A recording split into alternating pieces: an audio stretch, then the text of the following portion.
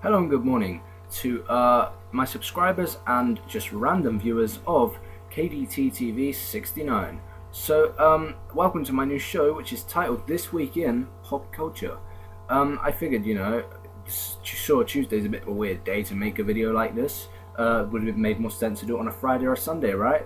Well, a lot's been happening these last couple of days, a lot happened yesterday and the day before, so I just thought, start it now, and every Tuesday, look out for a new episode of This Week in Pop Culture where I'll be talking about more news to do with movies, TV shows, video games, whatever you like. So, if you're expecting me to talk about the big news of the week, which involves Batman and Superman teaming up for the Man of Steel sequel, then you won't hear about it here because I have already made my video for it, and I will leave the link in the description down below. Without further ado, let's get started on This Week in Pop Culture.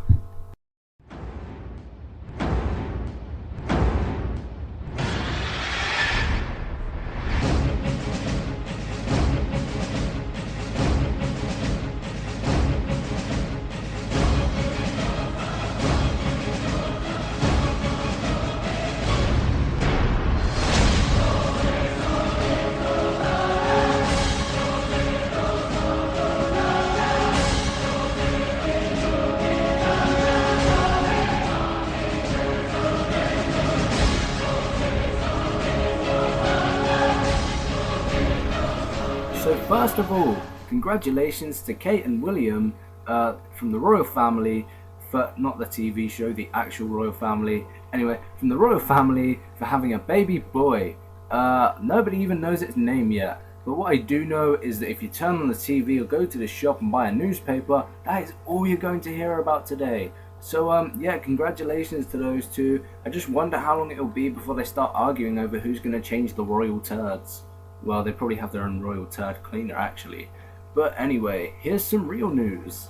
So if you haven't seen them yet, check out these pretty cool character posters that were unveiled at Comic-Con for Xmen Days of Future Past.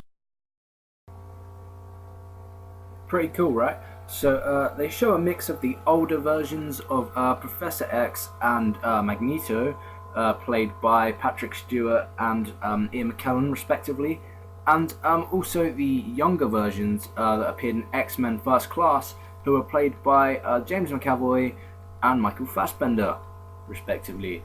So the plot was revealed to be that Peter Dinklage's character, Bolivar Trask, is capturing mutants and killing them. So Professor X and Magneto find a way to send Hugh Jackman's Wolverine back in time to track down the younger X-Men to help change the future.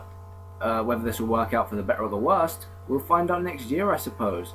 The concept of the film is actually sounds like fun and slightly original, although not entirely. It'd be great to see the younger Magneto and Professor X back on the big screen again after X-Men First Class.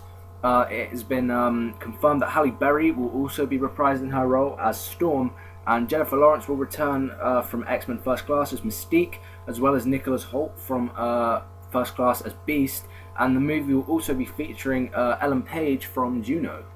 So sounds pretty cool. I'm quite looking forward to X-Men Days of Future Past. I don't know about you, but and to be revealed so soon to the release of the Wolverine, yes, just sounds pretty cool, and it's kind of psyched me up for the Wolverine a bit too. So Batman and Superman aren't the only heroes that are getting a crossover movie in 2015. That's right, more big news from Marvel. Joss Whedon has announced the new title and logo for the Avengers 2, which will be called the Avengers Age of Ultron. So here's the new logo.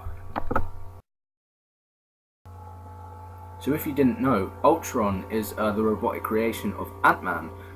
So that leads us to the question, will we be seeing Ant-Man in the sequel to the Avengers?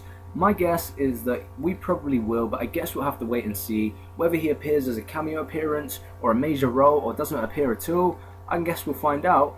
But with the release of an Ant-Man movie, which will be directed by the director of Shaun of the Dead, Hot Fuzz, Scott Pilgrim vs. the World, and his newest film, The World's End, that's right, Edgar Wright, he will be directing Ant-Man.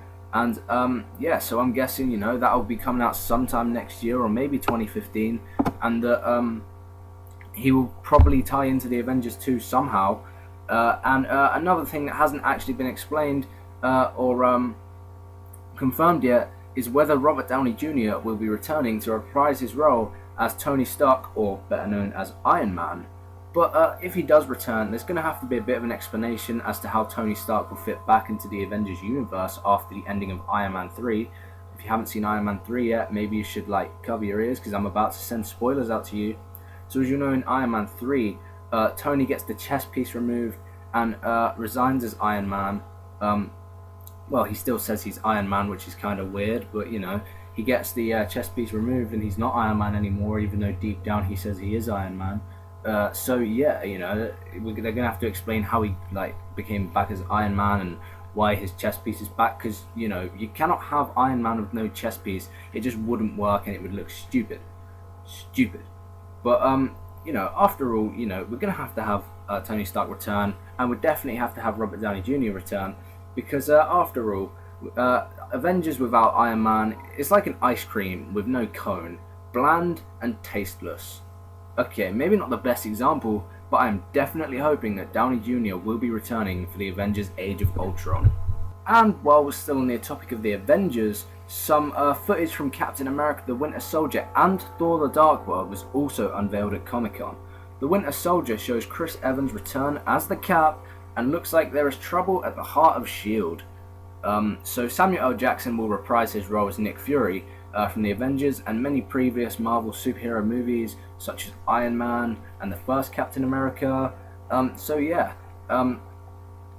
there was also a glimpse of Scarlett Johansson returning as Black Widow, and she spoke about her role, saying that she'd fit back in really well, and the relationship between her and the Captain has evolved after the Avengers and stuff like that.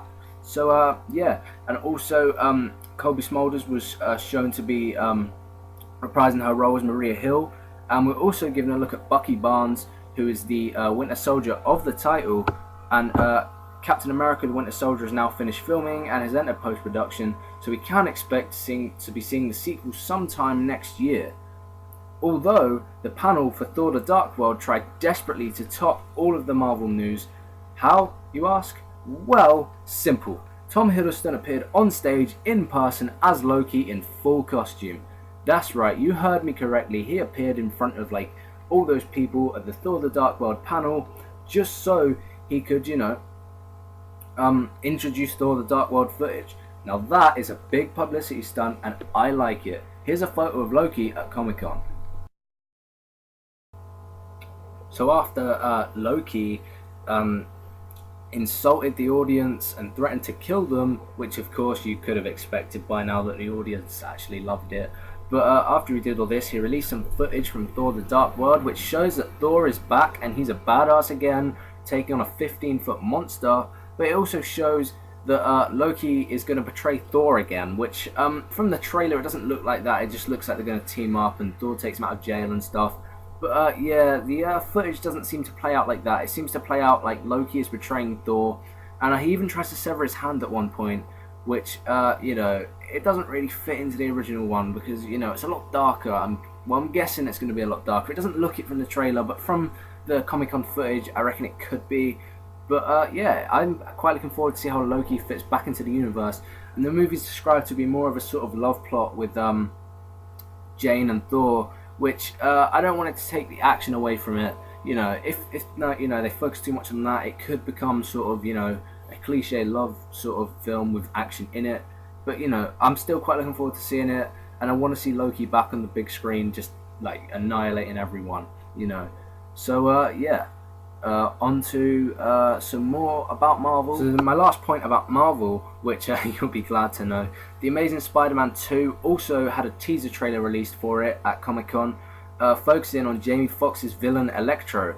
What do you think of Jamie Foxx's Electro? Check out this photo.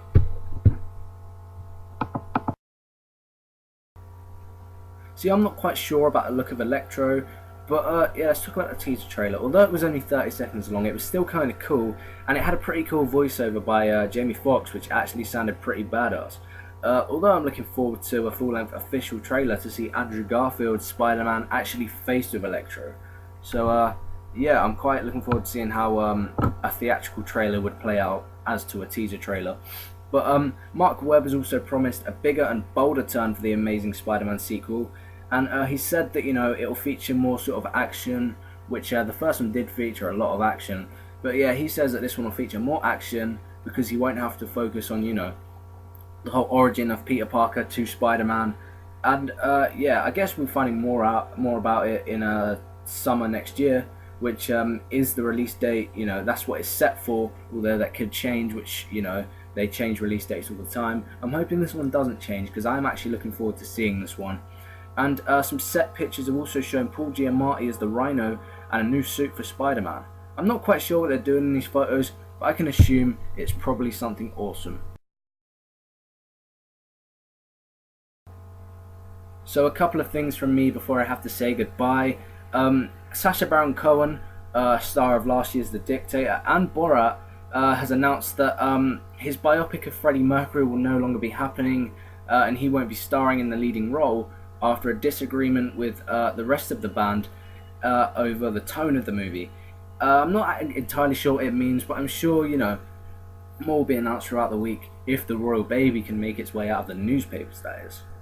And the writers of Star Trek Into Darkness, Alex Kurtzman and Robert Orci, have announced that their busy schedule of producers, they'll be unable to write the sequel to Into Darkness, and are chasing the writers of Thor and Xmen First Class, Edward Miller and Zach Stentz, to write the threequel.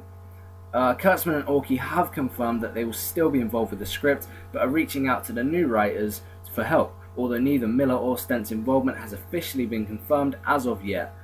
The Into Darkness sequel is set to be released, if possible, by 2016 for Star Trek's 50th anniversary. And in relation to the Star Trek sequels, there have been rumours that director J.J. Abrams may be close to dropping out of directing the 7th Star Wars movie. Although Lucasfilm has publicly denied this rumour, saying that Abrams is having a good time working on the script and is looking forward to going into production next year, which could mean that the 3rd Star Trek movie may be pushed back further than 2016, which I'm hoping it isn't, because I would really like to see it released for Star Trek's 50th anniversary, and I'd love to see the movie as soon as possible and see what directions they take the Enterprise crew in this time. So yeah, that's all we have time for today, folks, but make sure you check back next Tuesday for another episode of This Week in Pop Culture. And if you enjoyed that, you know where the subscribe and like buttons are, I hope. If you don't, they're just below this video, and so hurry and find them now. And there's also a link to KDTTV69's official Facebook page on my channel. And lastly from me, comment below what you think of this week's pop culture news. Are you looking forward to the X-Men Days of Future Past? What do you think of the new Avengers villain reveal? Do you think Jamie Foxx is the right choice to play Electro? And what's your view on the 3rd Star Trek movie? So yeah, comment below, and thank you for watching. I hope you enjoyed that. Make sure you come back next week. I hope to see you all here.